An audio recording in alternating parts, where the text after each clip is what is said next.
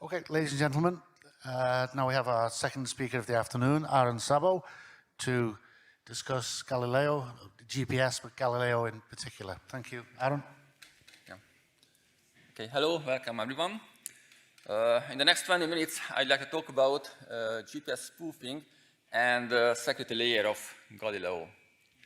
But before I go deeper, first of all, I'd like to make a quick comparison of the different GNSS systems, so the Global Navigation Satellite Systems, which are the most known systems.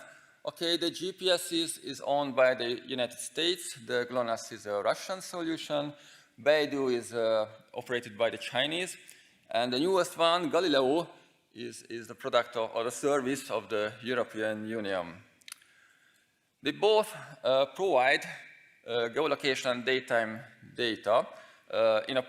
They can provide it in a protected way as well. But there's a difference between how they protect these data, because GPS, GLONASS, and BeiDou uses just symmetric key cryptography, while the newest Galileo applies a hybrid solution, so it has also, beyond the symmetric key cryptography, it applies asymmetric cryptography as well. What is the benefit of this? If you have just symmetric keys, we can share these secret keys among just trusted parties. So, okay, in a GPS world, it means that just the military services, military units can get this kind of symmetric key. But at Galileo, because of the asymmetric key, well, everyone can download the public key of the asymmetric key cryptography data set. So everyone can verify the digital signature layers at Galileo. What is it good for? This digital signature over the geolocation data is good against the spoofing attack. Okay, so as I mentioned, at military services, GPS is also protected, but if we have a civilian service, then we just have, or we can get protection just in the case of Galileo. Before I go further, I just want to mention other GNSS attack types, because beyond spoofing, we also used to mention the meakening and jamming attacks. So the meakening is some kind of replay attack, and jamming is a denial of service attack. And also intrusion and interference attack exist, but in this presentation, so they are not affected by this protection layer. So in this presentation, I will focus just on the spoofing attack.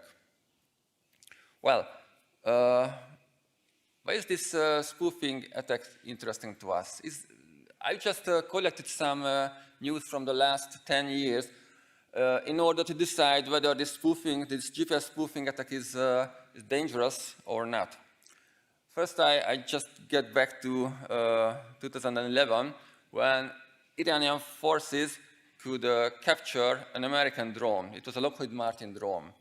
They just performed the GPS spoofing attack, and the drone assumed that it is over the American airbase, but instead, it was at an Iranian territory, and at that fake geolocation, it automatically performed the landing maneuver. And that was the way how the Iranian forces could capture an American drone. 2 years later, we have heard some news about University of Texas students who could hijack a yacht. This yacht was on the sea, it was sailing, and the students were standing on the shores 50 kilometers away. And by performing the GPS spoofing attack, they could modify the route of this yacht. Yeah, Pokemon Go, we shall mention it. I'm sure that most of you have tried Pokemon Go application. This is the mobile application which is based on geolocation data, and in this, if you go outside and walk on the street, you can capture, you can meet with Pokemons and you can catch them all. But okay, so not all of us like to go out and walking on the street and spending the time with it. and that was the reason at Stefan Kiese, who constructed a hardware GPS spoofer. So with this external GPS spoofer tool, he could post the modified geolocations to the mobile device directly while he was just sitting at home and drinking a beer. By the way, this kind of Hackeraf external tool can be bought by anyone for approximately $300. Okay, after that, we have heard some news about incidents at the Black Sea, where the Russian forces hijacked the ships.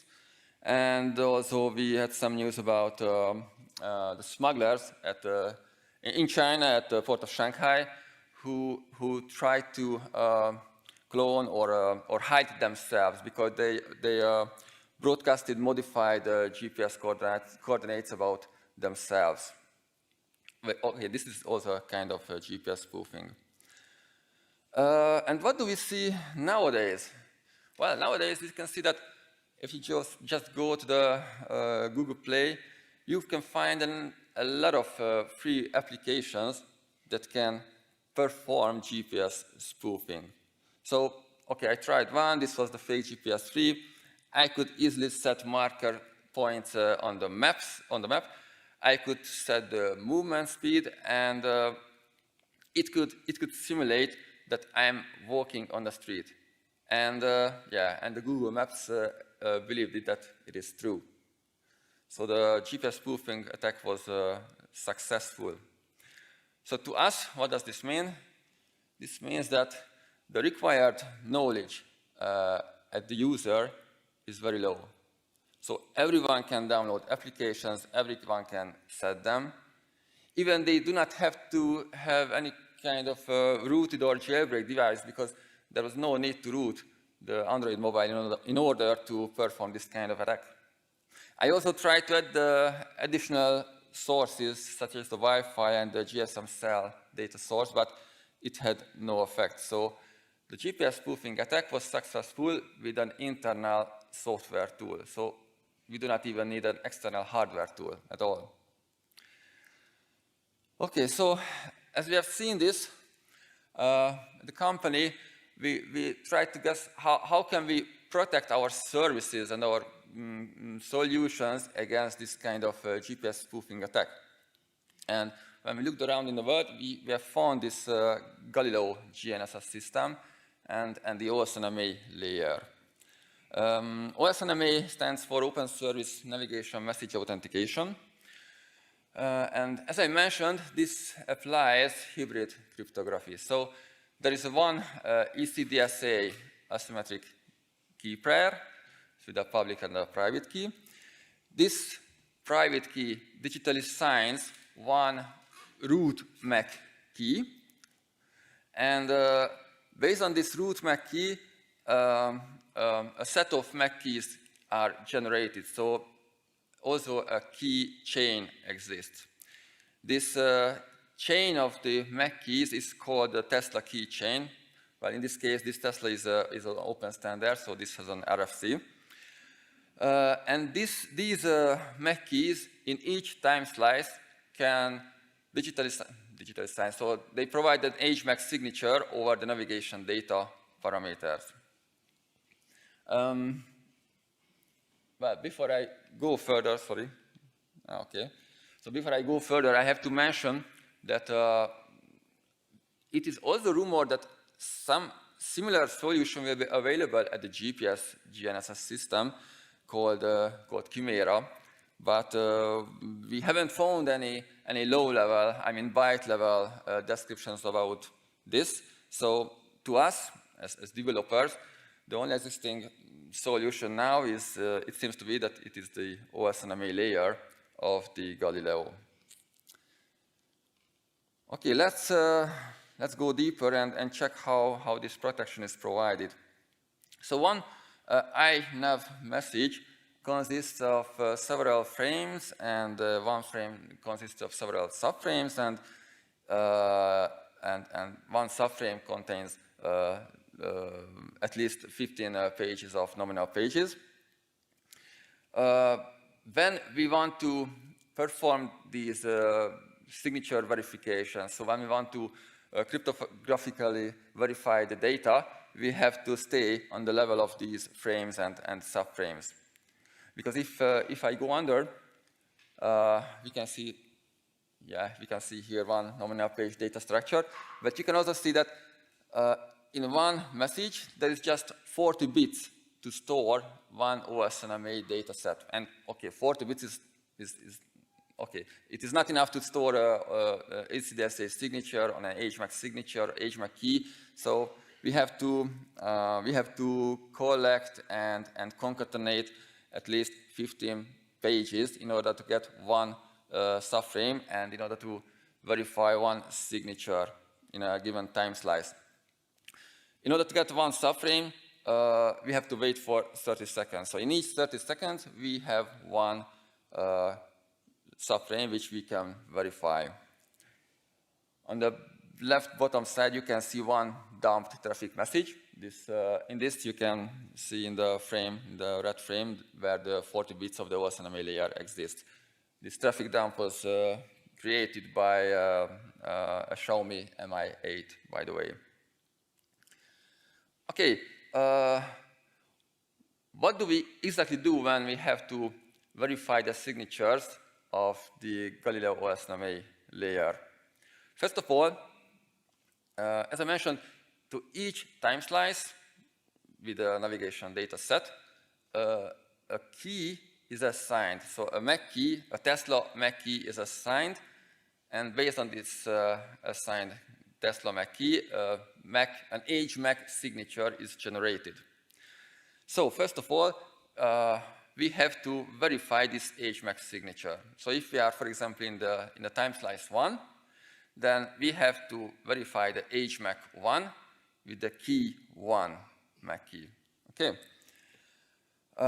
If it is okay, and HMAC was successfully verified, then we have to verify the key chain, so the chain of the MAC keys, the Tesla MAC keys.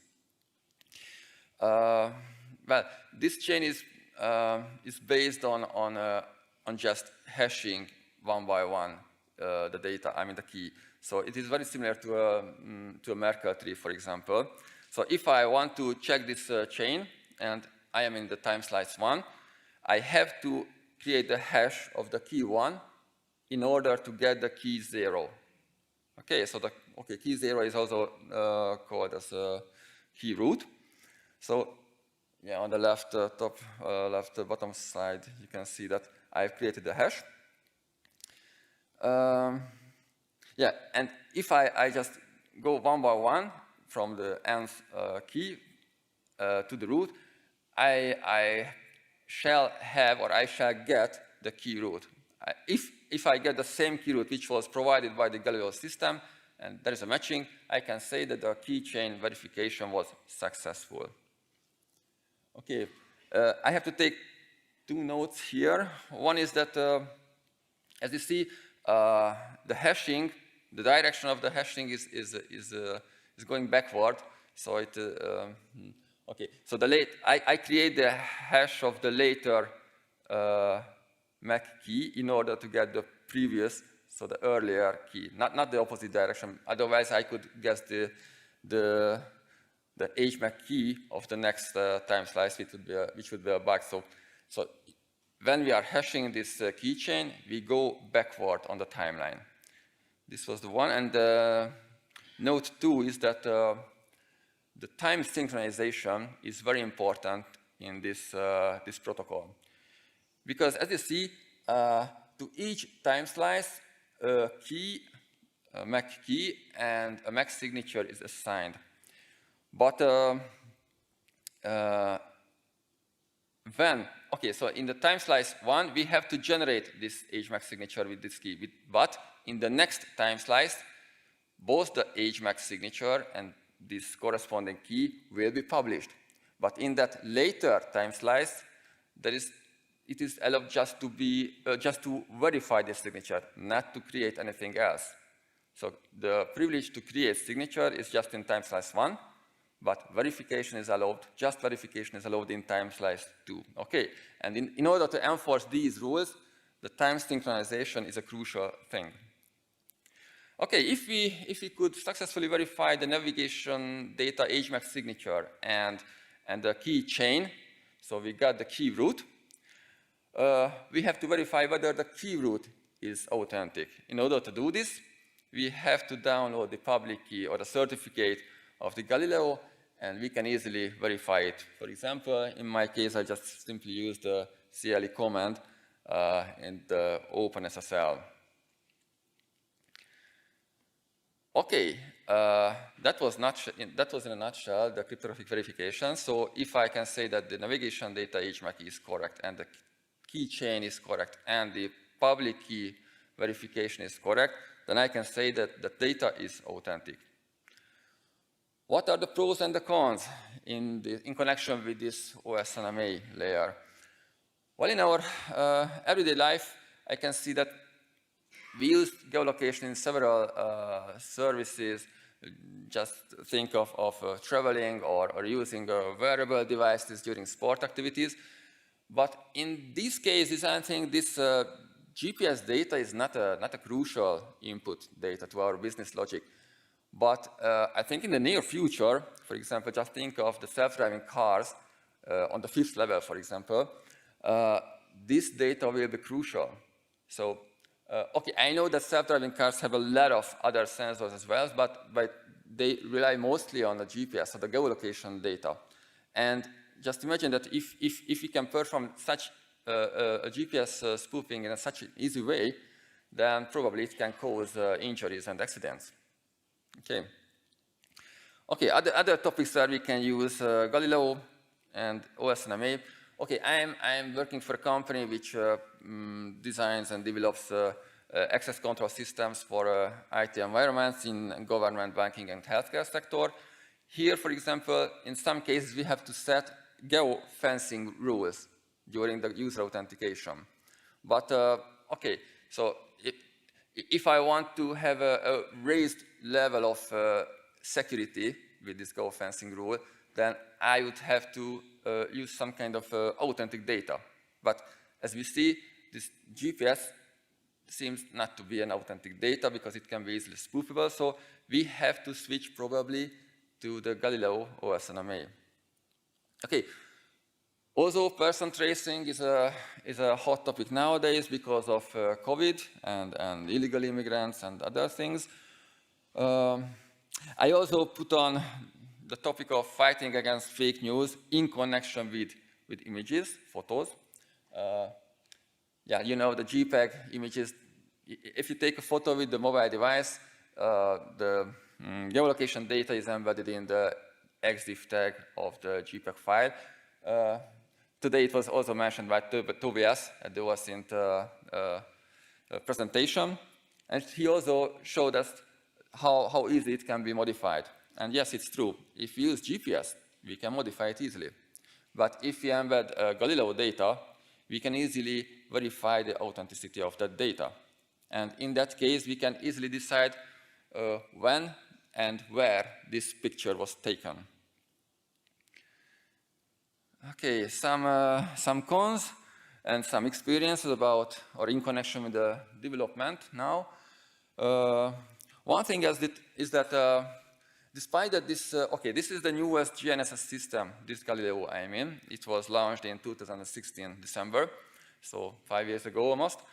But the OSNMA, so the cryptographic layer is still, well, it is still in testing phase. It is available in production environment, but this is still in testing phase. Officially, it will be launched, if I know well, in the end of this year or maybe in the next year, but this is still just in a testing phase. Okay, experiences in connection with the hardware, the backend hardware things, mobile devices exactly. We have tried or tested several devices, mobile devices. We have seen that not all GNSS chip is available, capable to correctly dump the OSNMA layer of the Galileo messages. So we have seen that the Broadcom-based mobile devices were good enough. Also, we had some troubles with the software layer. For example, the Android operating system. Okay, we know that it supports the generalized GNSS API since the API level 24, but we have seen that it provides some kind of automatic switching between different layers, and this was not good to us. We had to fix that. We want to have just the data component, not the pilot component, in order to put everything together and get one subframe in order to verify the signatures. Well, okay, my time is up, and that was all about Galileo and GPS. So, as a summary, I can say that if you have a civilian service where geolocation data is crucial from the viewpoint of your business logic, then probably it is worth to check what OSNMA and Galileo can provide you. Okay, thank you.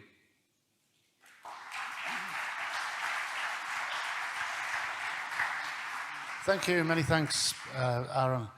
Are there some questions, please? Here we go. Exif data can be copied, so I think it's not about, it's not a really good solution against fake news. Yes, yeah, you are right. Okay, so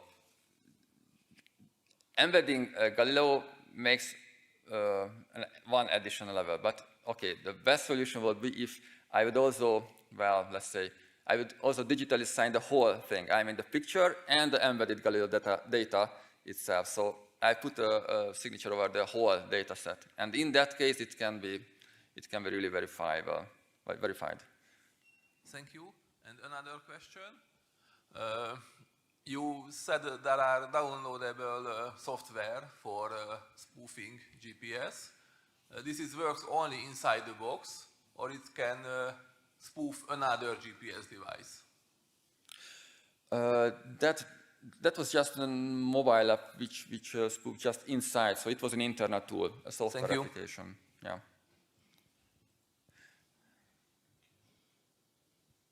Anybody else have a question?